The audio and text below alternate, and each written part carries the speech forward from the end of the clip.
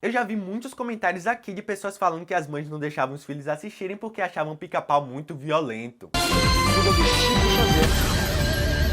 No vídeo de hoje vamos falar do primeiro desenho exibido no Brasil, Pica-Pau.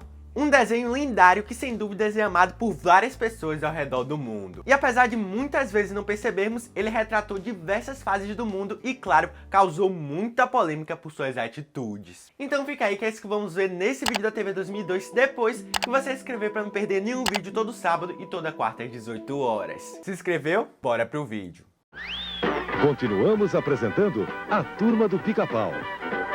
Esse tema aqui é super especial porque nós estamos falando de um desenho que é super forte na infância de boa parte das pessoas, especialmente os brasileiros. Um desenho de sucesso que se manteve relevante após mais de 80 anos desde a sua criação e continua trazendo muitos risos para crianças, adultos e idosos. Esse é um tema super especial para mim porque eu basicamente cresci vendo Pica-Pau na TV. Eu tenho fortes lembranças de um dia que faltou energia e eu claramente achei que se eu acendesse assim uma vela perto da TV, ia continuar passando Pica-Pau. Pensando bem, Pica-Pau era um grande vício que eu tinha. E assim, gente, é nostálgico, era bem divertido quando era criança, mas vocês já pararam pra lembrar o que o Pica-Pau aprontava nesses episódios? Era muita coisa errada, principalmente numa fase ali específica que daqui a pouco nós vamos falar. Vocês têm noção que esse foi o primeiro desenho animado exibido aqui? Ele passou na TV Tupi, no SBT e na Record. Você lembra de Pica-Pau? O Pica-Pau. Pica-Pau é um personagem antropomórfico, um animal com corpo e características humanas da série estadunidense do mesmo nome que ficou conhecida mundialmente. A história do Pica-Pau reflete as diversas conquistas profissionais do seu criador e se adapta às características dos momentos em que o mundo estava enfrentando na época de cada episódio. Sério, é tão incrível como a vida do criador seguiu ali diversos passos lendários e em cada criação tinha sempre algo real por trás. O grande responsável por tudo isso foi Walter Lantz, uma pessoa que fez história no mundo da animação e que vamos conhecer agora. Walter Benjamin Lantz nasceu em 1899 em New Rochelle, em Nova York. Com apenas 15 anos de idade, mudou-se para Manhattan para trabalhar como entregador no jornal New York American. O Walter ele sempre foi muito criativo e sempre teve o dom dos desenhos. Enquanto ele estava trabalhando ali no jornal, ele continuava aperfeiçoando suas técnicas, mas 2 anos depois, a sua vida iria mudar totalmente. O magnata William Randolph, que controlava o jornal que ele trabalhava, resolveu desenvolver animações com personagens das tirinhas dos seus jornais para poder expandir seus negócios, e o Walter, claro, foi contratado para ser animador. E claro, logo de cara ele viu que tudo aquilo que ele estava trabalhando era muito interessante para ele. E logo depois, em 1922, ele acabou sendo contratado em um estúdio 100% focado em animação, o Bray Production, que nessa altura já liderava o mercado de animações lá nos Estados Unidos. O que vocês precisam saber é que nessa época a animação tinha assim pouco tempo que foi criada, era uma questão de 14 anos atrás nessa época. E o John Bray, o dono do estúdio que o Walter estava trabalhando, estava inovando na forma de animar. Nesse estúdio, Walter escrevia, dirigia e atuava. Ele desenvolveu ali um método para poder combinar animação e um cenário real com atores de carne e osso.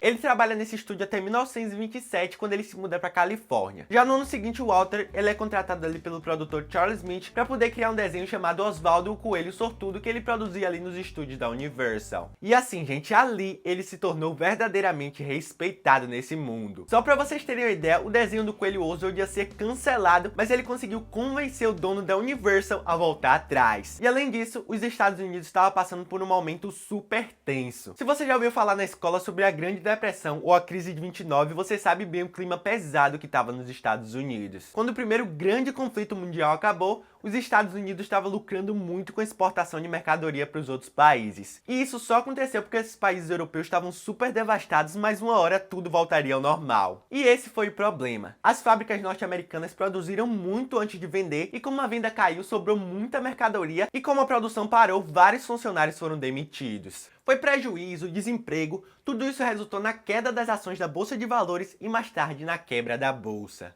Muita gente perdeu dinheiro e a economia ficou tensa. E uma coisa que eu posso adiantar aqui é que aquele episódio de Pica-Pau que é bem sombrio, que eles falam assim, não há vagas, não tem comidas, é baseado nesse evento que eu nunca saberia disso se eu não pesquisasse. Não há vagas. Não há vaga! Não há vaga!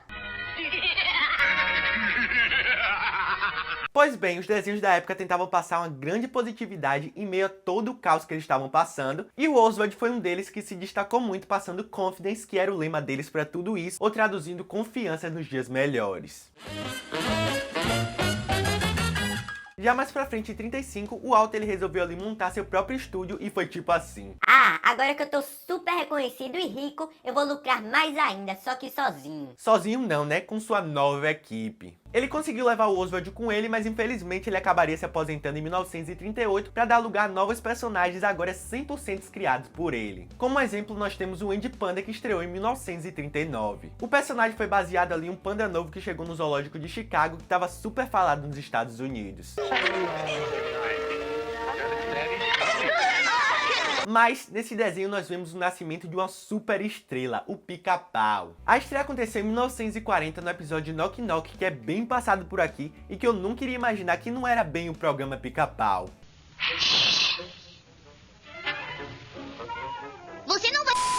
A criação do Pica-Pau é meio que uma coisa muito debatida, já que existem duas versões sobre isso. A primeira é que a criação do Pica-Pau seria algo ali para poder economizar dinheiro, já que no desenho Andy Panda, o telhado da casa começaria ali a gotejar por causa de uma tempestade, mas essa versão diz que o Walter achou que fazer essa animação iria gastar muito dinheiro e por isso ele teria optado para criar um novo personagem. Já a segunda versão é que o Walter e sua esposa estavam na sua lua de mel e durante a noite eles não conseguiram dormir por causa de um pica-pau no telhado. Essa segunda versão é mais aceita, já que teria sido ali confirmada por um agente de imprensa do próprio Walter.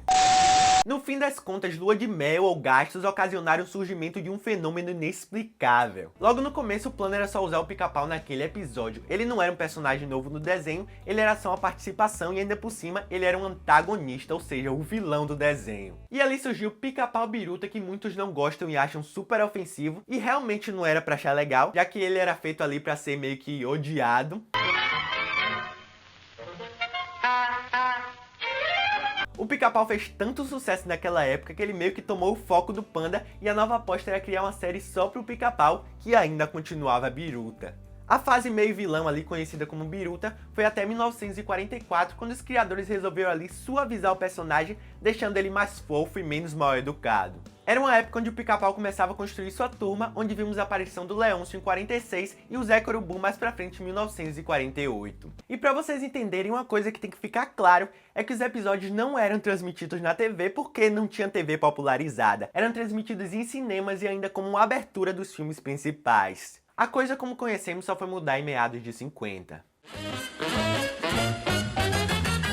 Depois do estúdio ficar ali fechado por um tempo por conta de problemas de distribuição e também por um processo de direitos autorais com o ex-dublador, inclusive a dona da risada do Pica-Pau, a produção conseguiu voltar com a ajuda financeira da Universal em 1951. Uma forma que estava ganhando muita força e que ajudaria muito financeiramente era a exibição na TV. Em 1957, o Pica-Pau estreou em programa semanal no canal ABC.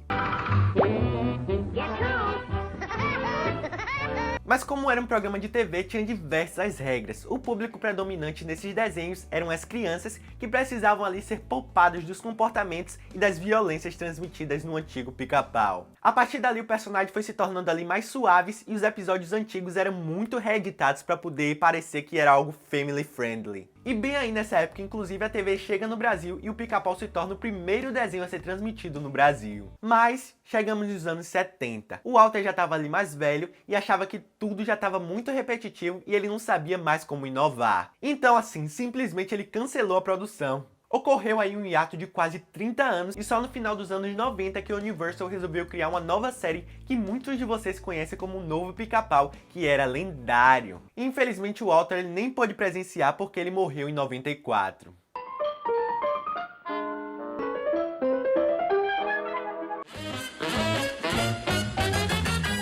Bom, mas recentemente em 2017 a aposta da vez foi criar um filme do Pica-Pau. O filme teve uma grande publicidade no Brasil, chegou a liderar a audiência nos cinemas, mas foi muito criticada de forma bastante negativa nos sites de avaliação. Que bicho é esse? De boa. Já bem recentemente, em 2018, foi criada uma websérie no YouTube do Pica-Pau com curtas mostrando as novas aventuras do pássaro. Inclusive, a segunda temporada dessa websérie foi lançada ainda no fim de 2020, o que é incrível saber que depois de anos, vemos um personagem tão querido ainda conquistando gerações. E se lembrarmos bem, se você assistia nos anos 2000, é perceptível que o conteúdo, apesar de ser transmitido para uma população livre, não parecia assim muito indicado às crianças. Eu já vi muitos comentários aqui de pessoas falando que as mães não deixavam os filhos assistirem por acharem Pica-Pau muito violento, e pensando bem, realmente era. Mas o desenho tinha algo assim muito divertido que eu acho que não me influenciou assim de forma má. Eu tenho consciência agora de que tinha coisas nada apropriadas, mas eu não achava nada demais quando eu era pequeno. Eu só queria mesmo era dar risada. Mas e aí, você assistiu e gostava de Pica-Pau? Comenta aqui embaixo que eu quero saber. E se você gostou do vídeo, você já deixa o like, compartilha com aquele amigo que vai amar saber sobre a história do Pica-Pau e deixa aqui embaixo a sugestão que você tem pro próximo vídeo. E muito obrigado por assistir esse vídeo até aqui, já se inscreva para não perder nenhum vídeo da TV 2002 e nos vemos no próximo vídeo. Tchau!